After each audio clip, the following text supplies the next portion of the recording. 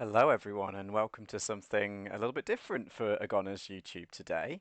This is of course me, Remy77077, and yeah, we're going to do my first ever miniatures tabletop wargaming battle report. Yeah, that's a bit of a mouthful, but I will explain a little bit more. But yeah, so let's get into it, and you'll get a little bit of sense of what's going to happen here today. Okay then, right. So, yeah, as I say, this is a battle report for a game called The Ninth Age, which is a very interesting game because it's a fantasy tabletop miniatures war game in essence, but it's free rules and it's community driven and written. And in fact, so anyone who wants to get involved with helping out making it essentially can do, as long as you've got the right stuff. And I'm someone who has got involved in actually writing some of the rules for it and things. So it's been pretty interesting from that point of view for me. I did another battle report before though. I've done a few actually on my blog site on agoners.wordpress.com. So do check those out. I did some battle reports last year for one of the other like editions of this game. This one, however, is for an edition called Essence of War, which is a new cut down, I guess simplified, but it's more streamlined than just simplified. So it's a system for the Ninth Age, but rather than normally it's based around very large scale battles on a tabletop with lots and lots of models and things like that. Um, but Essence of War is trying to cut it down to just a small like starter version, if you like, but also it's going to enable people to play much quicker games. People who haven't maybe got a large collection of models. Anyway, I won't explain too much about all of this, but you can read it all on my blog. I'll put links below. My first battle report was a written report. That one, obviously, I can go into a lot more depth explaining all the background behind it. So go and have a look at that if you'd like to know more about this. The other thing to explain, though, although I've just said this is miniatures, right? I will actually be playing this via Tabletop Simulator.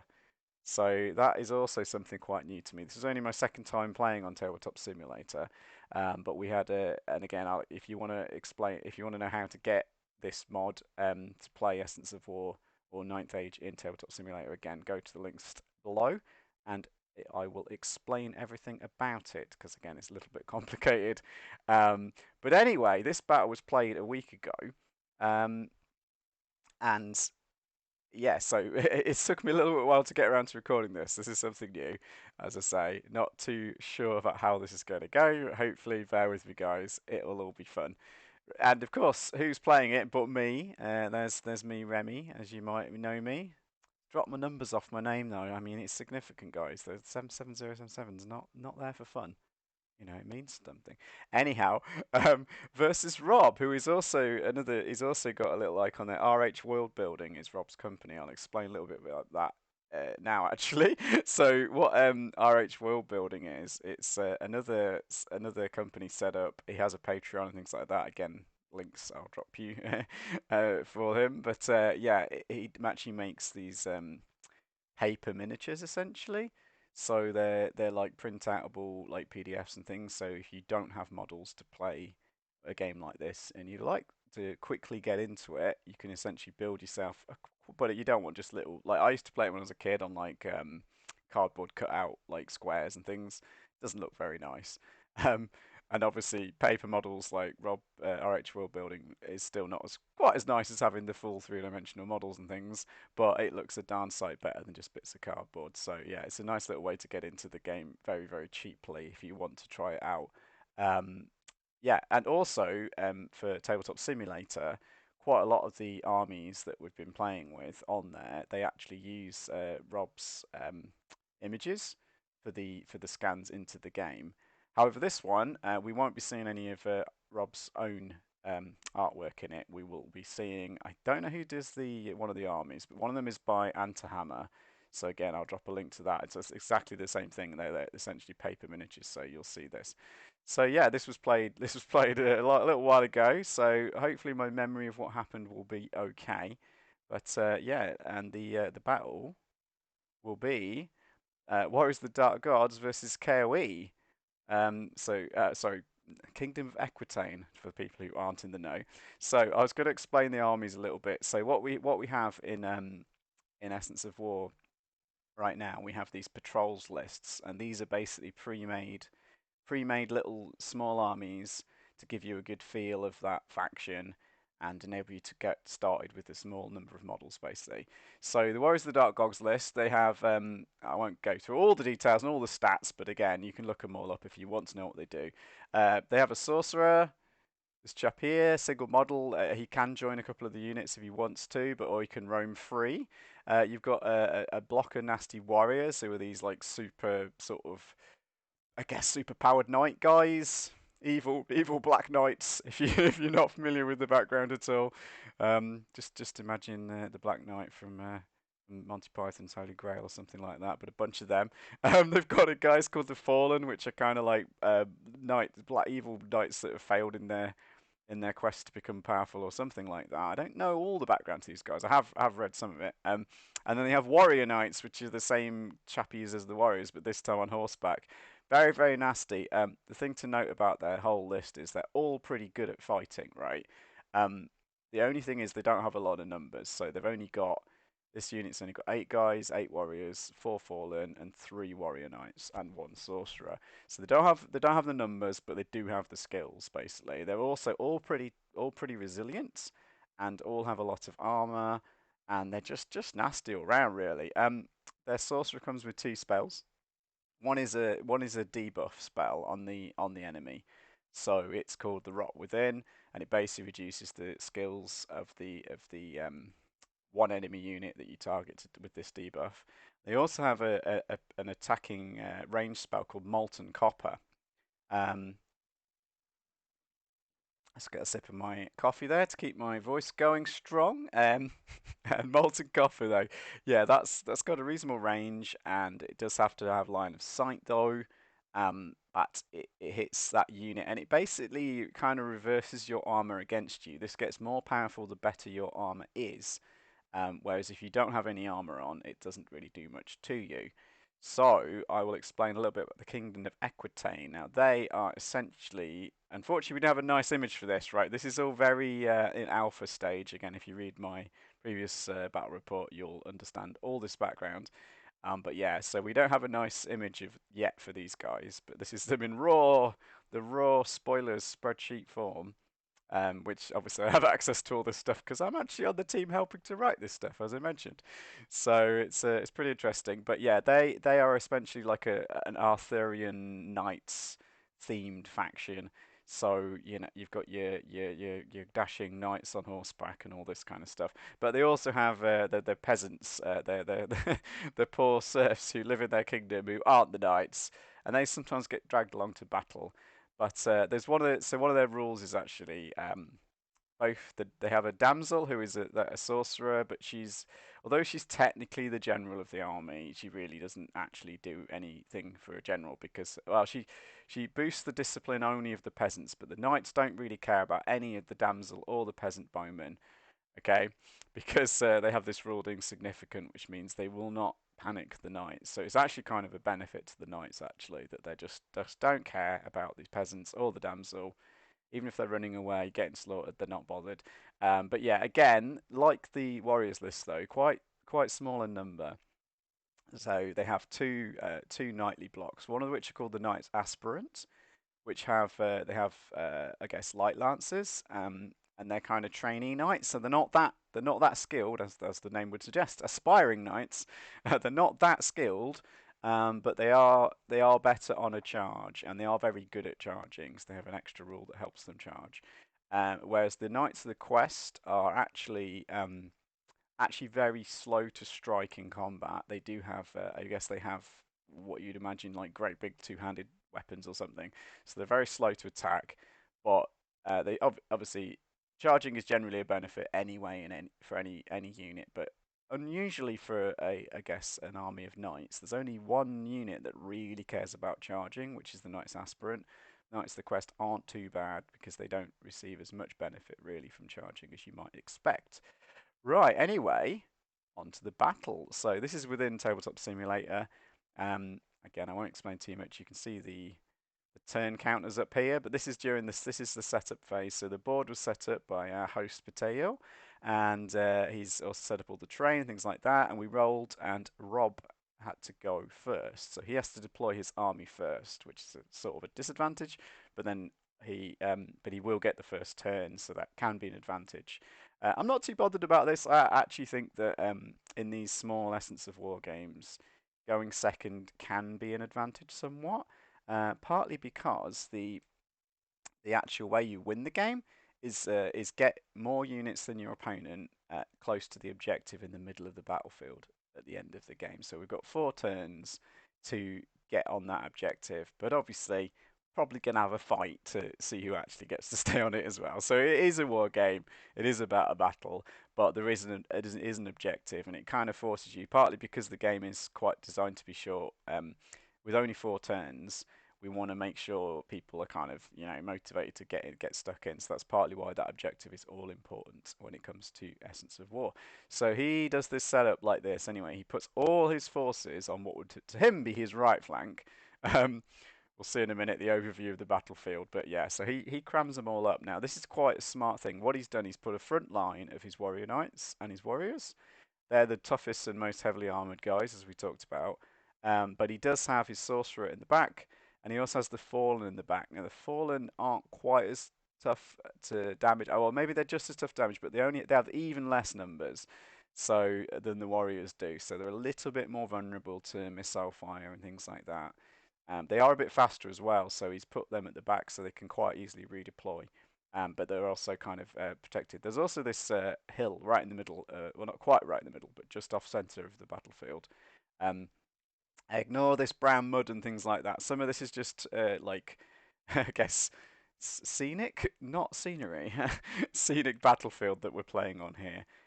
But you can see that the three-dimensional objects, the trees and the hill, they are, we'll see in a minute. On my side of the board, there's also a building. They are the actual terrain that we have to maneuver around in terms of the rules in this game. So I attempt to set up next. So I see all this, and I ignore all what he's doing, of course, and just go with my initial plan. Not quite. We'll get back to this later as well. But yeah, I've decided to, for some reason, to place my Knights of the Quest right over here. My idea is that they can actually sneak up behind this wood here and can swing right round. Again, I checked all this out before the battle and made sure they were able to move in a great scything arc indiscriminately across the battlefield if they want to do it. We've also got these knights aspirant, which are kind of set up centrally. I've got the damsel in the middle, and she's obviously close to the peasants, which do benefit from her generalship, and the peasant archers are here. Now, I think basically my plan was to just try and protect this objective zone. So I've put my archers they've got good shooting lines over the objective zone, and I've got my knights ready to move. These were going to say swing round. I really want to try and get some flank charges off. If you read my last battle report, I was very fortunate and managed to get off a couple of flank charges, which really helped me. So that's kind of my aim, but we'll see how it all goes, how it all pans out.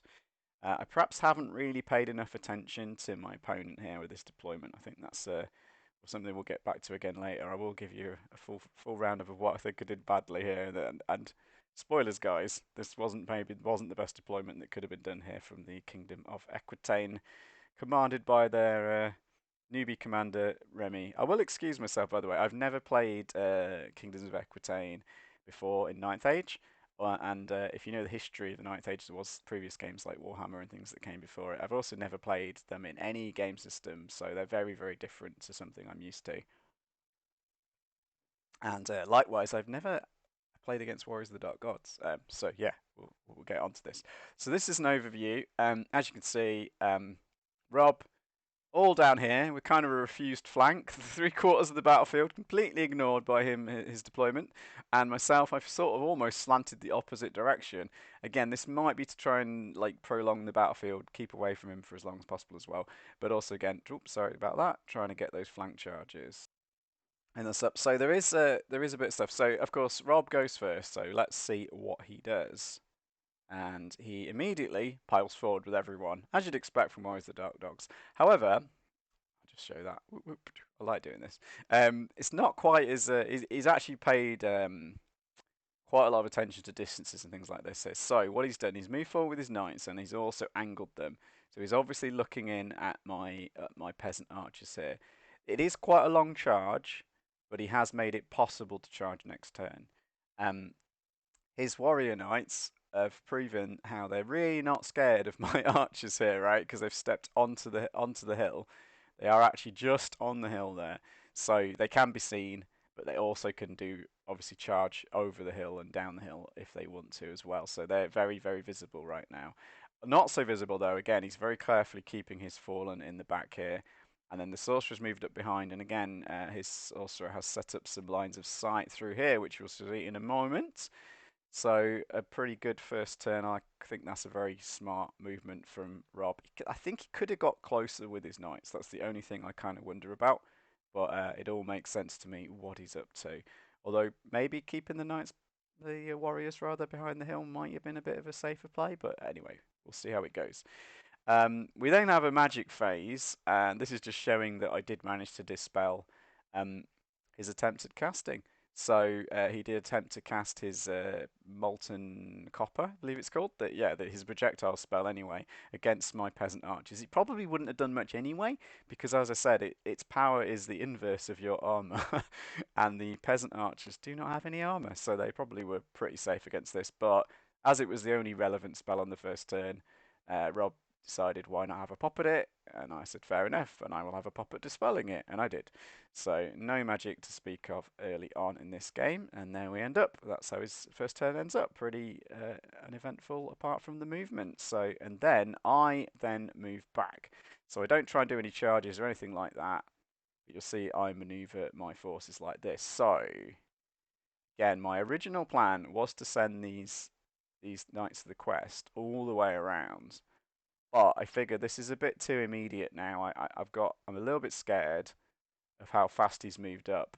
Quite an aggressive movement, as I say, especially with those warriors onto the hill already.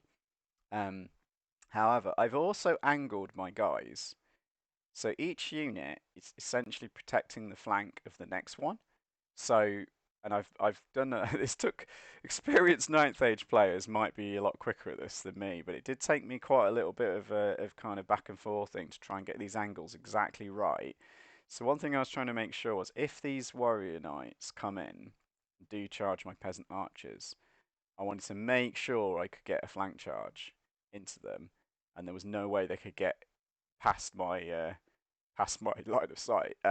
Obviously, if they do charge, peasant archers might run away in the combat, and then the knights might pursue, but then they might be a long way out of the battlefield. So I don't think they want to charge and pursue. I think they'd more likely try and reform, which wouldn't be great because then I wouldn't get them in the flank. But working out all the odds of this stuff, I'm trying to protect my flanks, and I'm essentially trying to set up a bit of a See, one of the disadvantages of Kingdom of Equitaine, they don't really have any kind of what would you call it now? An anvil unit. That's the word I'm looking for. But I'm trying to use my peasant archers like a bit of an anvil here.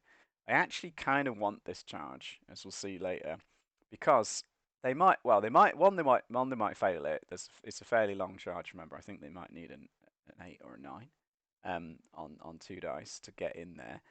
But should they make it, it's almost advantage to me because they probably won't be able to kill enough peasants that they will get a discipline 7 check to try and stay steady in that fight.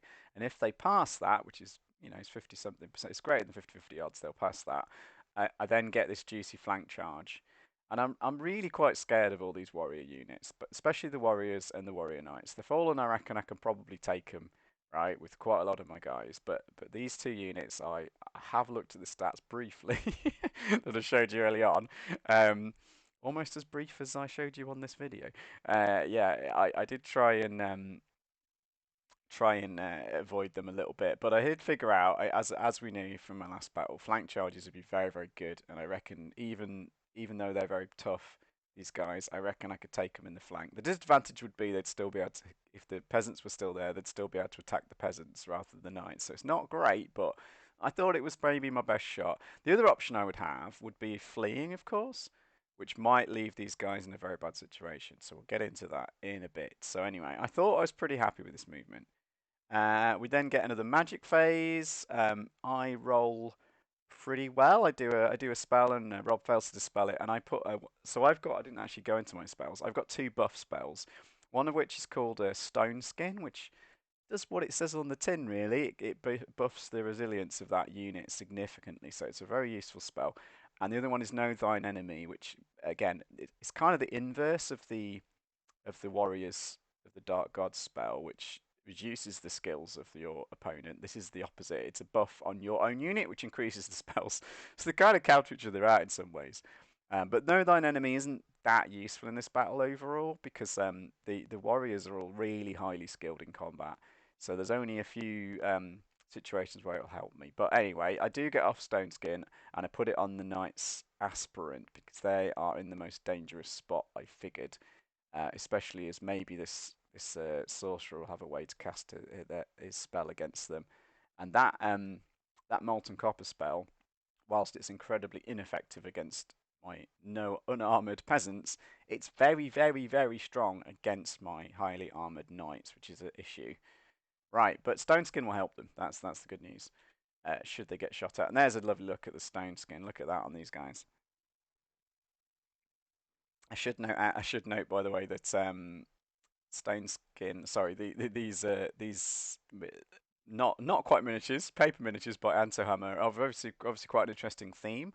They're actually a kind of Japanese historical theme here, almost like samurai horsemen here, and like they've kind of got a temple priestess for the damsels. So it's a really interesting bunch of theme of the models basically in this game. So pretty cool stuff. Something that Ninth Age is really good for actually is because it's an open system, essentially, if you want to use slightly different models from any different manufacturers, if you want to create your own theme for your armies, do all that. It's all very much in the spirit of the game and very, very good for it. So that's really cool. So not your classic Arthurian knights here. These are samurai Arthurian knights. Anyway, let's get on. So yeah, this is the end of my turn, like that. I do some shooting. My peasant archers, they haven't got a lot of good targets there, as I say. These are guys all so resilient and so much armor that I don't really have. Like they're not very threatening, which is why again I'm trying to use them as a bit of an anvil to try and get some use out of them. I do shoot. What I choose to do, although they're even less likely to damage a warrior knight than they are a warrior, they're not very likely to get either. Um, but should they get lucky and get one knight down, um, on the warrior knights, that is, they will. That's significant. There's only three of them, right? So if I can even get rid of one of them, that's a huge loss of power for that unit. And also they'll take a panic test as soon as they lose a single guy. So the reason I'm going for these like I guess high reward, yeah, like low chance of success but high reward, I decide the best thing to go for is actually these warrior knights. And I do force some armor saves, but they've got 2+ armor saves, and of course Rob makes all of those. So then on Rob's turn, he does this, which really really threw me. I was not expecting this at all. Three charges, yes, ladies and gentlemen, declares every single guy, even though these are all long charges. Um, he decides to declare all of them. So the knights go into the peasant archers, and both of these units attempt to charge the knight's aspirant. Now, ah, now when you get charged in Essence of War, you can decide to either flee or hold. Given that all these charges weren't likely to actually be successful, um, I decide to hold all of them. It was a pretty simple choice with the Knight's Aspirant because both these were like I think tens maybe on the dice, maybe 11 even for maybe the fallen are a little bit faster, so I think they might have both been nines or tens. So they're very unlikely. I think less than a third chance that either unit will make it in. So I was like, eh. But again, I'm not too worried because if they do fight them and manage to hold again, I've got this flank protected quite nicely here. And I just think the odds of it aren't good. They've also got the stone skin on, right? So they're particularly like it's not great, but this is probably about as good situation as I can expect. This one I really mulled it over. Should I flee? The problem is if I flee, they will almost certainly fail their charge and probably won't move forward far enough for anything to get them in the flank. It probably moves them into vision range of these knights aspirant though. So, but the problem is the Knights Aspirant just aren't strong enough. Like even on a charge against those Warrior Knights, if they hit them in the front, the Warrior Knights will probably beat them anyway. So it was a really tricky one to do.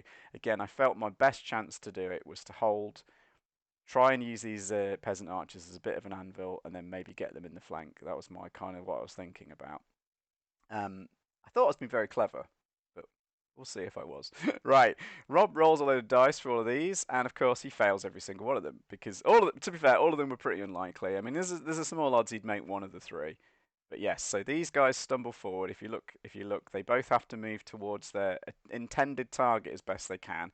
So the fallen have to kind of wheel round, and the warriors just rummage a bit forward onto the hill. Again, Rob did point out that like he wasn't too bothered about the fact these were risky charges because if he makes them, great. If he doesn't, he's not too bothered, right? He's moving towards the objective anyway, which is what he wants to do. I mean, he doesn't get too close to me then, to make it too easy for me to charge him back next turn potentially. Like I can see why he did it. It was kind of like a no risk for him really, even if he fails all these charges. Again, if I'd set up maybe some more clever fleas or whatever, and the big one, of course, this one that I almost wanted him to make this charge successfully, also fails that, but does just move into vision of these Knights Aspirant. They see this line here, that was us checking. Can they see him? And yes, they could. So I could charge them with the Knights Aspirant next turn. But again, even though they get bonuses on the charge, I kind of wasn't fancying my chances there, really. So we'll see what we do. He then moves up his Sorcerer, as I was expecting, to try and get a better line of sight onto my Knights, guys. So I'm not so happy about that. Because, of course, he is going to do a Molten Copper, which I attempt to stop, and I roll really poorly, and I do not stop. So the Molten Copper is off on my Knights Aspirant. Now, they do at least have the Stone Skin, right? So there's not a bad odds that I will stop this, but he rolls his D3 plus 1 hits, gets 2, that's 3 hits. I'm like, okay, it's not looking good, it's not looking good here. Probably going to maybe kill one or two of them, maybe take a panic test. But Rob then fluffs all his 2 damage rolls, so there we go. 3 twos. And the Stone Skin basically saved them there because they would have all been 2s to damage otherwise. So successful magic phase for me, if you like, from last turn, or just a very unsuccessful magic phase for Rob. Either way, I was like, okay, good. That's kind of a critical because I was really scared of that molten copper. Um, right, so that's the end position of all of this from Rob. So we're going into my turn now. Had to ponder this one carefully, right, guys? You'll see what I decide to do, which is skip back and forward. There we go. I decided to declare 2 of these knights both try to charge this warrior unit here.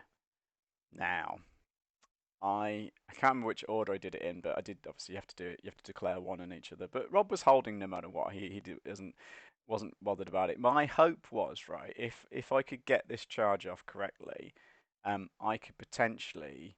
I wanted to get out of line of sight of these warrior knights, ideally. Um, if I got into contact here, as you can see, they maybe can't see me past there, but I am up on the hill, so that's a downside, right? Um, yeah, this was a bit of a longer charge. I could have gone into the Fallen, maybe, but I knew the Knights Aspirant. Again, my issue is the Knights Aspirant can't really fight any of them. They might be able to take the Fallen on. Um, Maybe. But the Knights Aspirant are far less useful against these warriors than I would have liked. So, because they can't really do that much damage. Like because they even with the charges, they're just not skilled enough fighters. These newbie knights need to learn some skills, guys. Anyway, so I declare both of these into this unit, thinking, all right, well they could both get in there. That'll help me, and I do spend quite a lot of time working out the angles and things like that of how they will end up.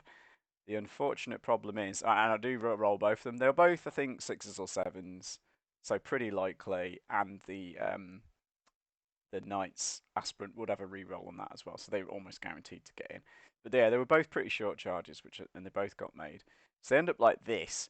I had a lot of pondering on this one of how do we have to arrange the units. The problem was we worked out even if I shuffle them right over, um, to maximize the amount of guys in this fight and various other rules that you have to abide by when doing a multi-charge like this.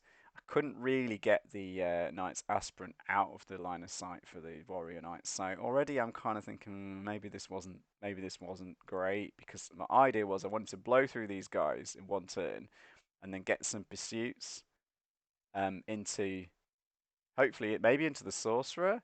Like anyway, he has set up these fallen pretty well to potentially get a flank charge if I run through this. So I mean, it's. But again, if I break this warrior unit though, there's panic tests all round for the rest of his guys. Hopefully, one or two or three of these units might panic, right? I'm basically all in on this charge. Basically, is what it amounts to right now.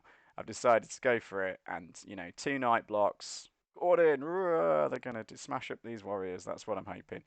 At the moment, I've got Stone Skin on, right, but that's about to go because we have to do the magic phase again before we get to the combat. Magic phase does not go so well for me. You won't exactly see what's on the screenshot, what's happening, but yeah, Rob makes a really good roll to dispel my Stone Skin, right? So I had a lot of dice. I think I had 7 dice to his 4. So I thought I'll put a 4 dice Stone Skin onto the Knight's Aspirant again, and yeah, unfortunately Rob dispelled it, and I thought, well, I've got 3 dice left, right? So at least I get no thine enemy, which does help them a little bit in this battle. Nope, I roll 3 dice and get a 7, and I needed an 8. So a disastrous magic phase here, guys. No buff spells off on the turn I most needed them, and also I've again the alignment in this combat isn't really what I wanted, because I have set myself up for counter charges from both of his units potentially. So already not quite what I planned really. I should have probably thought about this a little bit more. And then we get into yes, this is the first swing. So right, despite the fact I have charged in here, his warriors have got really high agility as well. So these little plodding along little guys, right? They actually go and hit before all of my knights do, right? Crazy, I know, but they're that good. These guys, they're like super powered. I don't know, superpower soldiers or something. Not a fan of them, to be honest. Anyway, they all get to go first. Now they're all pretty high strength as well, and they've got a lot of armor penetration. So even though I'm quite decent, like defensively, bit worried about this, but he decides to split his attacks up, right? So he's got 4 guys on the front and 4 guys in the background. They all get to fight. The guys on the front get 2 attacks each. The guys in the back get 1 attack each. Rob decides to put as many attacks as he can into these Knights Aspirants. Not too sure what his decision making was here, because it's actually identical ability to damage both units. I think his basic thoughts was he wasn't going to be able to get rid of a rank of these guys. Anyway, I think Rob kind of maybe should have tried to maximize attacks on the Knights of the Quest instead, but he decided to go for the Aspirant. But he puts a few attacks on the Knights of the Quest.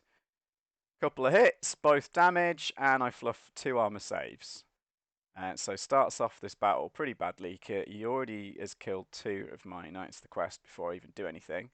He then puts there's maximum attacks, so that was 2 of his attacks. 6 attacks go into the Knight's Aspirant, and yes, you probably can't see all these dice, right, guys? But I'll explain to you what happens here. This is 6 attacks, and I think yeah, all of them hit, and they all damage, and I fluff 5 armor saves.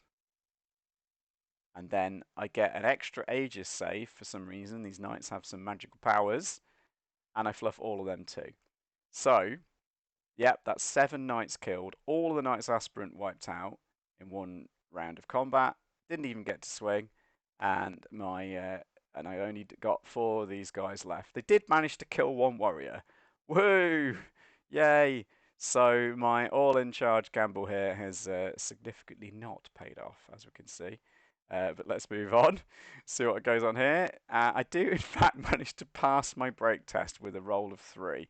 So it's kind of irrelevant, because I feel like, well, I've kind of gambled on this. This is my all-in chance to win the game or lose the game.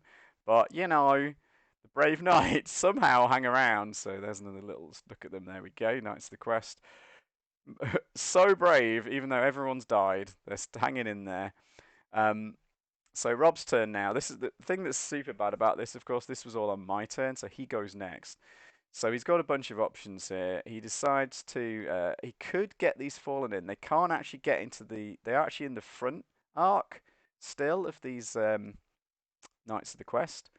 They could do a little corner to corner charge, which is one of the odd rules in Ninth Age, but he could get in there. But he decides they don't really need any help. Like, he's got 7 warriors left versus only 4 knights, and they did fine last round as we saw. Um, but they're falling, and they might help out a little bit, but they're not. They probably don't help out very much. So what Rob decides to do, decides to declare a charge again with his warrior knights against my peasant bowmen. They're a little bit closer this turn, of course, after their failed charge last turn. This should be pretty much easy for them. How to think about this one? Normally, like, I would flee because the whole point of them being an anvil is some other knights have to come in to save them, right? And I haven't got any knights left now because these guys are stuck over here, and my knights, the aspirant, are completely wiped out. So, but the point is, I'm going down here in this battle, I suspect already. So when you're losing, you're behind like this, you've got to take some gambles and take some risks. And so I just go, well, they're probably going to lose anyway. My only chance of winning is some miraculous combat skills from the peasants and actually take down these warrior knights, win that fight, and glorious comeback is on its way then. So I decide to basically hold and face these warrior knights. The big men peasants are ready for this. So, and they do of course make it in. Um, Rob decides not to do any of the charges, and he just moves around like this. So again, he sets up his fallen. This is the objective area, by the way. This circle you see on the battlefield here, that's the zone you've got to get into to win the game at the end of the game. And he moves his sorcerer around again to get some nice lines of sight. Although there's not much really the sorcerer could do because everything's in combat now. So the missile spell, not much useful. It could use the debuff spell potentially to see if that helps. And I believe that's what he does. But yeah, anyway, the combat goes ahead.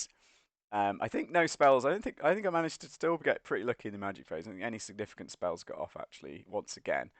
But yeah, the fortunate thing for this one is the peasants managed to hold.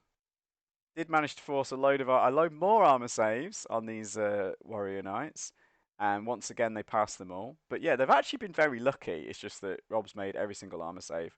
It's up to 4 or 5 armor saves he's made on them now, which is a crazy amount of actual damaging hits getting through. The Knights of the Quest do manage to kill one more warrior this time, so they did a lot better than the last round of combat all in. So it was one they killed, but they did lose 2 of them. So there's only sorry, 3 more of them. So there's only one guy left. Yeah, there was 4. Now there's one. There's only one guy left, and he does flee this time. So my miraculous skills at passing break tests stopped there. This was the sorry. So that was how that turn ended for Rob. Going a bit quicker now. So on to my turn 3. I decide again, throwing caution to the wind. My only chance is to do some amazing comeback. The damsel does become the hammer. The hammer damsel goes to charge into the flank of the warrior knights, which doesn't really help this combat very much. But you never know. Again, I'm looking for the long odds here to try and make a comeback. Um, so in she goes, bravely she charges into the flank here. So this you can see all my remaining peasant archers and my brave damsel trying to take on these ever so strong warrior knights in melee combat. Very nice. She also manages to cast both her buff spells this turn. Like, it's all happening now, guys. The comeback's definitely on. We get Know Thine Enemy on herself because she does know all about these warrior knights. And she only just made this charge, by the way. I think she needed a 3 or 4, and I actually rolled exactly what I needed. Rob was trying to say that she wasn't interested in this combat, but I think she really was. I think she's a bit of a tough nut, and she also managed to cast Stone Skin on the peasants. So a fantastic magic phase just when I didn't really, it's not really helping me that much, but you never know. And then this guy also manages to rally. So again, I was like, well, I'll just turn to face these guys. Again, I have to be an absolute miracle that he can do anything. Technically the game isn't over yet, guys. I can theoretically do the comeback. However, not after the combat round, I can't.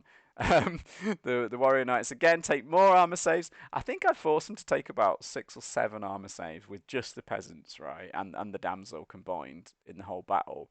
And Rob passed every single one of them, which Yeah, obviously he's got a 2+ armor save, so he needs to roll ones. I mean, that many dice. The odds of him getting a one by this point were pretty good actually. And maybe killing one of them might have been the difference, but sadly it wasn't to be.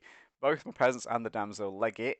They both run, and Rob decides again, as I suspected, he doesn't want to pursue away from the central objective with these knights. So what he does, he just reforms them and turns them around to face my one remaining guy who isn't running away. So this is Rob's last turn, and of course he's sandwiched this one guy, this one knight of the quest. He's on a quest and he just charges them with both. Again, realistically, I would normally flee that charge. There's no chance he's going to beat them both. But again, taking the miracle chance to do the comeback. But they all get in there. The Fallen don't even need to bother. They've already moved into the objective, and they do in fact wipe him out. And I do. Hang on the last turn. Yeah, my peasants continue to flee with their discipline 5. My damsel does rally and turns to face them and shouts rude words and insults at the warrior's army. So that was it for my second battle, my first battle with Kingdom of Aquitaine against Warriors of the Dark Gods. Didn't go very well, as you can see. Um, so I was thinking about this battle and what went wrong for me. Um, you could say I've heard a phrase when I hear people talk about the ninth age about saying I got diced, which is kind of like everything went badly with the dice and things like that. And so I basically lost to luck, which obviously that combat was an absolute disaster, and the rolls were really really really against me. Um, However, I don't think I really did get diced as it were. Like I think it was more a bad idea to try that charge. And actually, I was pretty lucky on a load of other dice rolls. Like my magic obviously didn't come to play when I needed it the most, but it did overall. I was pretty lucky on magic rolls if you average them out across the battle. Like Rob's magic didn't do anything either. Um, so yeah, I wasn't really too hard done by on the dice, but I do think it was a bad charge to make. I think part of my issue was I assumed that sending in 2 units would be better than one. Right, but there's actually it's kind of a quirk in ninth age rules. It doesn't always necessarily mean like 2 advantages, 2 units, especially if they're both in the front, isn't necessarily an advantage. Um, so yeah, I think that was a bit of a kind of misconception I had that sending both knights in would really help me there when actually it might not have done. Um, yeah, I probably should have looked at the Warriors of the Dark God stats a little bit better. So I won't scroll back now, but yeah, their warrior unit is so powerful. Like I knew they were like pretty rock hard fighters, right? But I didn't know they were this good. And in actual fact, I should have been far more scared of a frontal engagement with that warrior block than I was. So again, sending in both those guys probably a mistake. And I did talk about my deployment. I think I should have basically massively deployed differently. I should have been much more scared of this warriors unit. Let's go back to this one. Yeah, go back to where we were actually. Let's look at the deployments and how the battle kind of panned out. Yeah. So yeah, so this warrior unit, I should have been much more scared of those. But the unit I should have been less scared of, really, than I was actually, was these warrior knights. I think what I could have tried to do, whilst I can't win any like front versus front combats very easily for most of these guys, the one I probably can win, on average at least, it's all going to come down to dice still.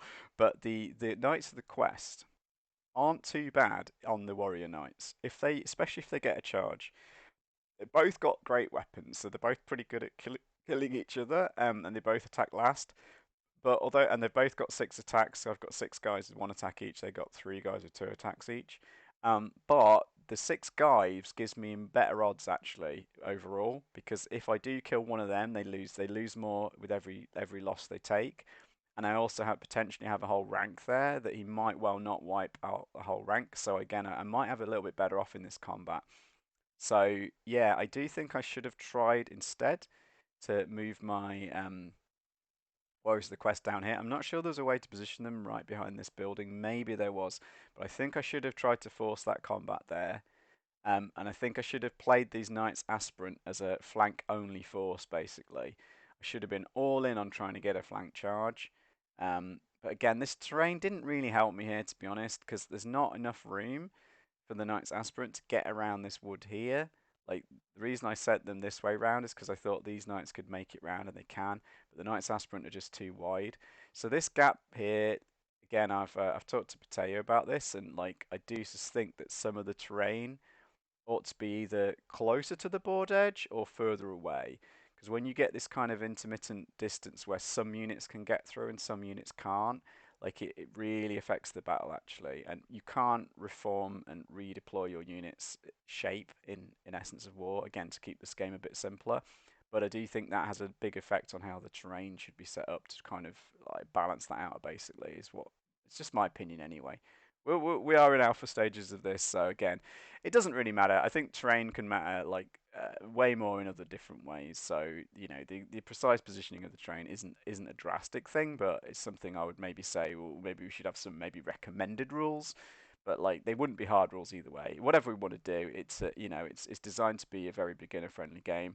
And we don't want to be too strict on how people should do their terrain. It's going to be pretty flexible. Like do it how you like to do it, really. Um, I do think though, like yeah, and then maybe if I put some more knights down here, maybe my archers would have been better off further away, like maximizing their range potential. My archers have been up here somewhere, maybe hiding in the wood. Like it might have scared his fallen, because the only unit that's really any real worry about my archers is the fallen. Even they're not very worried, but like it's a tricky one. But then maybe if they'd been over here, they might have been able to get some pot shots across the battlefield. And they have got long bows, so they do shoot a very long way. So yeah, that was the only thing I maybe could have done there as well. I do think overall, though, it's a difficult matchup. Um, the issue is that as I say, the Warriors, the Dark Gods, have an advantage in raw melee stats, like head on head, hat on a hat, whatever you want to call it. They basically completely beat everything I have in combat, unless I get in the sides and things like that. And I do have the movement to maybe to get an advantage there, but it's hard to get an advantage with just movement. Movement rate, that's direct, straight line speed. It's more dependent on how the terrain is um, to get that kind of advantage. Although the straight line speed can help you get in a good position, but it won't necessarily help you get a flank charge. And the one way you would get it, of course, in a full game of Ninth Age would be if you outnumber your opponent's number of units.